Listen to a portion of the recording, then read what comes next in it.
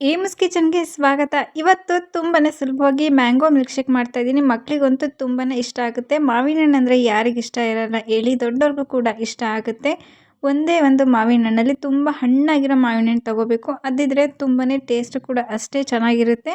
ಈಗ ಹೊರಗಡೆ ನಾವು ತಿಂತೀವಿ ಅಂದರೆ ಒಂದು 60-80 ರೂಪಾಯಿನಾದ್ರು ಕೊಟ್ಟೇ ಕೊಡ್ತೀವಿ. ಅದ್ರ ಬದಲು ಸೀಸನ್ ಇದ್ದಾಗ ಈ ಥರ ಮನೆಯಲ್ಲೇ ಮಾಡಿಕೊಟ್ರೆ ಮಕ್ಕಳು ಕೂಡ ಖಂಡಿತ ಇಷ್ಟಪಡ್ತಾರೆ. ಈಗ ಮಾವಿನ ಹಣ್ಣನ್ನು ಕಟ್ ಮಾಡಿ ಇವಾಗ ಅದರೊಳಗಿರೋ ಪಲ್ಪ್ನೆಲ್ಲ ಹಣ್ಣಿನ ಭಾಗವನ್ನು ಮಾತ್ರ ತಗೊತಾ ಇದ್ದೀನಿ ನಾನು. ತುಂಬ ಚೆನ್ನಾಗಿರುತ್ತೆ. ಜಾಸ್ತಿ ಹಣ್ಣಾಗಿರೋವಂಥದ್ದು ಬಳಸ್ಕೊಂಡ್ರೆ ಮಿಲ್ಕ್ ಶೇಕ್ ಅಂತೂ ತುಂಬಾ ಚೆನ್ನಾಗಿ ಬರುತ್ತೆ. ನೀವು ಕೂಡ ಸೀಸನ್ ಇದ್ದಾಗ ಖಂಡಿತ ಟ್ರೈ ಮಾಡಿ ನೋಡಿ. ತುಂಬಾ ಸುಲಭವಾಗಿ ಮನೇಲಿರೋ ಇಂಗ್ರೀಡಿಯೆಂಟ್ಸ ಬಳಸಿ ತುಂಬ ಸುಲಭವಾಗಿ ಮನೆಯಲ್ಲೇ ಮಾಡ್ಕೊಬೋದು. ಈಗ ಮಾವಿನ ಹಣ್ಣನ್ನು ಎಲ್ಲನೂ ಕೂಡ ಕಟ್ ಮಾಡಿ ಮಿಕ್ಸಿ ಜಾರಿಗೆ ಹಾಕ್ಕೊಂಡಿದ್ದೀನಿ. ಮಿಕ್ಸಿ ಜ್ಯೂಸ್ ಜಾರೇ ಬೇಕು ಅಂತ ಇಲ್ಲ, ಮಾಮೂಲಿ ಮಿಕ್ಸಿ ಜಾರಲ್ಲೇ ಮಾಡ್ಕೊಬೋದು. ಈಗ ಎಲ್ಲನೂ ಕೂಡ ಚೆನ್ನಾಗಿ ತೆಗೆದು ಹಾಕ್ಕೊಂಡಿದ್ದೀನಿ. ಒಂದೇ ಒಂದು ಸಣ್ಣ ಪೀಸ್ನ ನಾನು ತೆಗೆದಿಟ್ಟಿದ್ದೀನಿ, ಆಮೇಲೆ ಬೇಕಾಗುತ್ತೆ ಅನ್ನೋದಕ್ಕೋಸ್ಕರ. ಇಲ್ಲಿ ಒಂದೇ ಒಂದು ಲೋಟದಷ್ಟು ಹಾಲನ್ನು ತಗೊಂಡಿದ್ದೀನಿ. ಗಟ್ಟಿ ಹಾಲು, ನಾನು ಜಾಸ್ತಿ ನೀರು ಹಾಕ್ಕೊಂಡಿಲ್ಲ ಹಾಲಿಗೆ. ಗಟ್ಟಿ ಹಾಲನ್ನು ನಾನು ಹಾಕ್ಕೊತಾ ಇದ್ದೀನಿ. ಕಾದಿರೋ ಹಾಲು, ಕಾದು ತಣ್ಣಗಾಗಿರೋಂಥ ಹಾಲನ್ನ ಸೇರಿಸ್ಕೊತಾ ಇದ್ದೀನಿ ನಾನು. ಮತ್ತು ಸಕ್ಕರೆಯನ್ನು ಹಾಕ್ಕೊತಾ ಇದ್ದೀನಿ. ನಿಮಗೆ ಜಾಸ್ತಿ ಸಿಹಿ ಬೇಕು ಅನ್ನೋಂಗಿದ್ರೆ ನೀವು ಎಷ್ಟು ಬೇಕು ರುಚಿಗೆ ಅಷ್ಟು ಬಳಸ್ಕೊಬೋದು.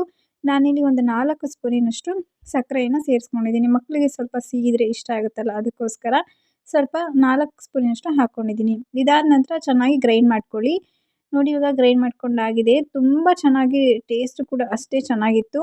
ಇದು ಆದಷ್ಟು ತೆಳ್ಳಗೆ ಇರಬಾರ್ದು, ಗಟ್ಟಿಯಾಗಿ ಇದ್ದರೆ ನಮಗೆ ತುಂಬ ಚೆನ್ನಾಗಿರುತ್ತೆ. ಟೇಸ್ಟ್ ನೀರು ಥರ ಆದರೆ ಅದು ಸ್ವಲ್ಪನೂ ಕೂಡ ಟೇಸ್ಟೇ ಹೊರ್ಟೋಗ್ಬಿಡುತ್ತೆ ಅದರದ್ದು. ಹಾಗಾಗಿ ಸ್ವಲ್ಪ ಗಟ್ಟಿಯಾಗಿದ್ದರೆ ತುಂಬಾ ಚೆನ್ನಾಗಿರುತ್ತೆ. ಈಗ ಒಂದು ಗ್ಲಾಸ್ಗೆ ನಾನು ಸರ್ವ್ ಮಾಡ್ಕೊತಾ ಇದ್ದೀನಿ. ತುಂಬಾ ಚೆನ್ನಾಗಿದೆ ನೋಡಿ, ನೋಡೋಕ್ಕಂತೂ ಅಷ್ಟೇ ಚೆನ್ನಾಗಿ ಕಾಣ್ತಾ ಇದೆ. ಟೇಸ್ಟ್ ಕೂಡ ಅಷ್ಟೇ ಚೆನ್ನಾಗಿರುತ್ತೆ. ಈಗ ಮಾವಿನ ಹಣ್ಣು ಕಾಲ, ಇವಾಗ ಸೀಸನ್ ಇದು. ತುಂಬ ಸರಳವಾಗಿ ಸಿಗುತ್ತೆ. ನೀವು ಕೂಡ ಈ ಸೀಸನಲ್ಲಿ ಮಾಡ್ಕೊಳ್ಳಿ. ಈಗ ಐಸ್ ಕ್ಯೂಬ್ನ ಹಾಕ್ತಾಯಿದ್ದೀನಿ. ತಣ್ಣಗಿದ್ರೆ ತುಂಬಾ ಚೆನ್ನಾಗಿರುತ್ತೆ ಜ್ಯೂಸ್ ಕುಡಿಯೋದಕ್ಕೆ. ಇಷ್ಟರಲ್ಲಿ ನಾನು ಒಂದು 2 ಗ್ಲಾಸ್ ಆಗೋಷ್ಟು ಜ್ಯೂಸ್ ಆಗಿತ್ತು. ಈಗ ಒಂದು ಸಣ್ಣ ಪೀಸ್ನ ಸೈಡಿಗೆ ತೆಗೆದಿಟ್ಕೊಂಡಿದ್ದೆ ಅಂತ ಹೇಳಿದ್ನಲ್ಲ, ಅದನ್ನು ಸಣ್ಣದಾಗಿ ಕಟ್ ಮಾಡಿ ಸೇರಿಸ್ಕೊತಾ ಇದ್ದೀನಿ. ಹಾಗೆ ಕುಡಿಬೇಕಾದ್ರೆ ಬಾಯಿಗೆ ಸಿಗ್ತಾ ಇದ್ದರೆ ತುಂಬಾ ಚೆನ್ನಾಗಿರುತ್ತೆ. ನಮಗೆ ಮಾವಿನ ಹಣ್ಣು ಬಾಯಿಗೆ ಸಿಗ್ತಾ ಇರಬೇಕು, ಅದಕ್ಕೋಸ್ಕರ ನಾನು ಸ್ವಲ್ಪ ತೆಗೆದಿಟ್ಕೊಂಡು ಅದನ್ನು ಕಟ್ ಮಾಡಿ ಸಣ್ಣ ಸಣ್ಣದಾಗಿ ಪೀಸಸ್ನ ಹಾಕ್ಕೊತಾ ಇದ್ದೀನಿ.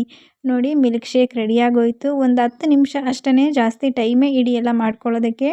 ನೀವು ಕೂಡ ಖಂಡಿತ ಟ್ರೈ ಮಾಡಿ ನೋಡಿ. ಈ ರೆಸಿಪಿ ನಿಮಗೆ ಇಷ್ಟ ಆಗಿದೆ ಅಂತ ಅಂದ್ಕೊಂಡಿದ್ದೀನಿ. ಇಷ್ಟ ಆಗಿದರೆ ಸಬ್ಸ್ಕ್ರೈಬ್ ಮಾಡಿ, ಸಪೋರ್ಟ್ ಮಾಡಿ. Thank you for watching.